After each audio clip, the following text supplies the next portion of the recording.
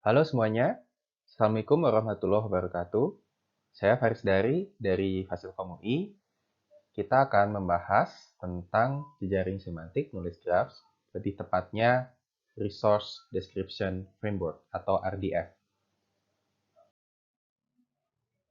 Seperti pada materi sebelumnya, di sini kita juga memiliki tentang 5-star data, yakni peratingan data. Nah, di peratingan data ini kita bisa lihat dari bintang 1 ke bintang 5. Bintang 1 ketika datanya menggunakan lisensi terbuka. Bintang 2 ketika datanya bersifat machine readable. Bintang 3 ketika datanya menggunakan format yang sifatnya terbuka seperti CSV. Kemudian kita bisa melihat di sini bintang 4, yakni tentang RDF. Nah, jadi pemodelan RDF di sini kekuatannya terletak pada sistem identifier menggunakan URI, serta kekuatan lainnya terletak pada links-nya. Jadi hubungan antar data yang kita miliki menjadi eksplisit. Ketika sudah mencapai bintang 5, maka data kita, data orang lain, data organisasi-organisasi itu semua saling terhubung. Jika kita telah mencapai bintang 4 atau bintang 5 pada gambar yang sebelumnya, itu berarti kita sudah membuat nulis graph. Dan untuk merealisasikan nulis graph diperlukan standar-standar teknologi. Di sini kita melihat 3 standar teknologi yang paling utama dari nulis graph. Kesemuanya dibuat oleh W3C yang juga melakukan standarisasi pada web. Kita akan berfokus pada RDF yang merupakan bagian data dari nulis graph. Nanti-nantinya kita juga akan mempelajari OWL, yakni bagian skema dari nulis graph. Lalu ada juga Sparkle, bagian query dari nulis graph. Kita berfokus pada RDF, standar RDF. Jadi, RDF merupakan suatu pemodelan data yang berbasiskan struktur triple SPO, subjek, predikat, dan objek. RDF dapat dipakai untuk mendeskripsikan benda atau resource. Jadi kepanjangannya adalah Resource Description Framework. Dan fitur-fitur utama pada RDF adalah RDF intuitif, fleksibel, machine readable, mudah diproses oleh mesin, dan dapat diekspor ke berbagai format. Dan lalu, RDF bisa untuk mendeskripsikan dan juga link atau menghubungkan benda-benda. Jadi, objek-objek yang ada pada dunia nyata. Tidak hanya dokumen. Serta, links pada RDF itu memiliki tipe. Berikut adalah contoh graf. Graf tentang pengetahuan yang ada di dunia nyata.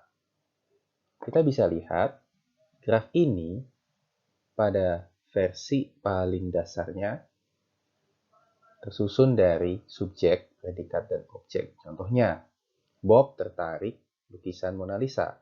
Bob sebagai subjek, tertarik sebagai predikat, Mona Lisa sebagai objek. Atau di sini kita juga bisa lihat Mona Lisa dibuat oleh Leonardo da Vinci. Mona Lisa sebagai subjek dibuat oleh sebagai predikat dan Leonardo da Vinci sebagai objek. SPO-SPO ini jika saling dihubungkan menjadi yang kita sebut dengan graf. Terdapat 4 prinsip utama untuk RDF graph.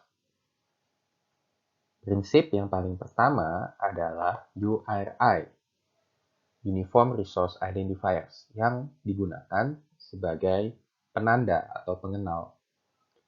Selanjutnya, sebagai protokol dalam pengaksesan informasi, digunakan HTTP URI. URI dan HTTP URI itu sendiri sebenarnya bukanlah teknologi baru. URI dan HTTP URI telah ada dan telah terbukti digunakan sebagai standar untuk web, terbukti berhasil. Dan kedua prinsip selanjutnya adalah penggunaan RDF untuk merepresentasikan data atau knowledge pada knowledge graph, serta untuk query-nya digunakan Sparkle. Prinsip yang terakhir itu lebih ke rekomendasi atau best practice, yakni untuk menghubungkan knowledge dari satu sumber ke sumber yang lain. Berikut contoh graf tentang Bob dan Mona Lisa yang sudah kita lihat sebelumnya. Kali ini menggunakan standar RDF.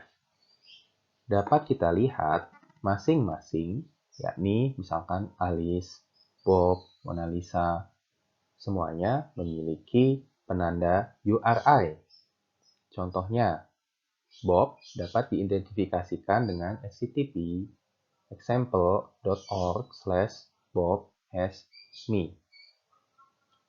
Dan menariknya, tidak hanya benda-benda atau resource-resource yang memiliki URI, tapi juga properti, ya. Di sini misalkan topic interest, creator, title, semuanya memiliki URI.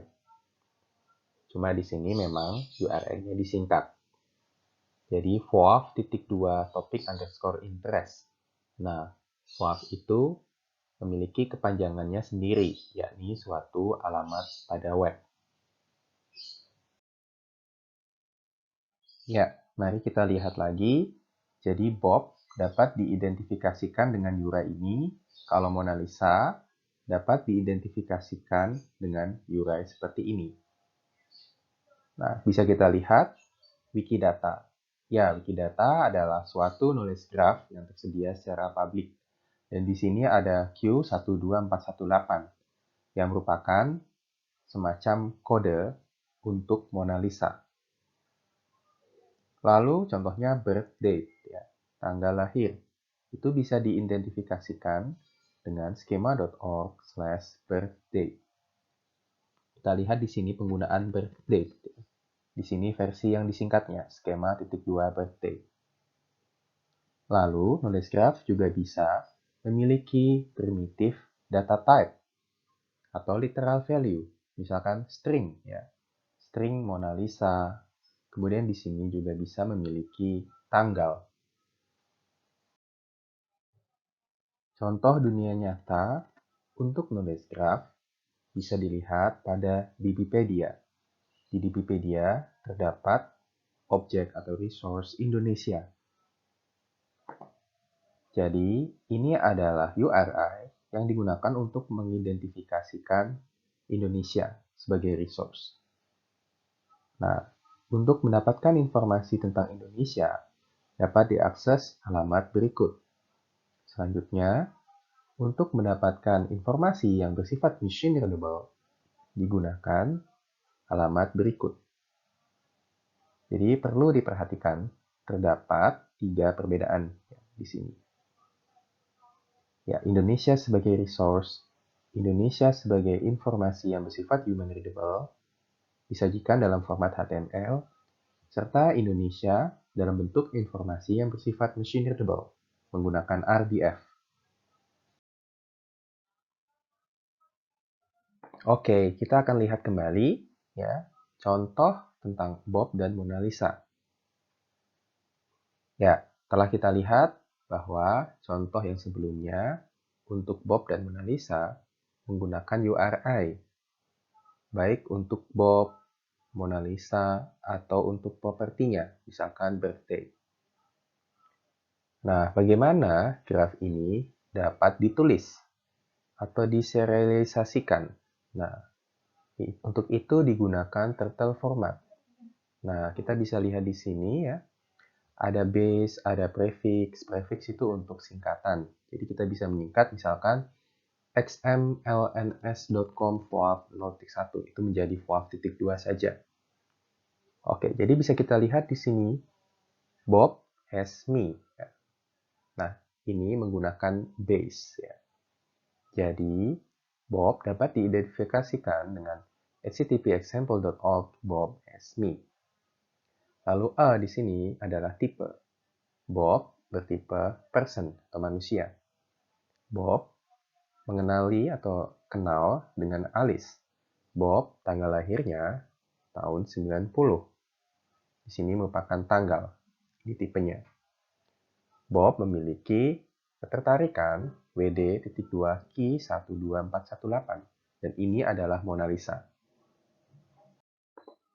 Selanjutnya dapat kita lihat, jadi masing-masing resource memang kita dapat berikan deskripsinya.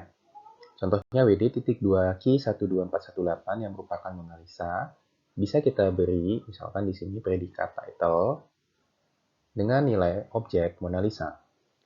Atau juga bisa kita beri predikat creator dengan nilai Leonardo da Vinci.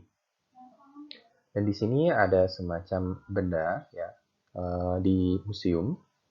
Lebih tepatnya di sini video ya, video klasik.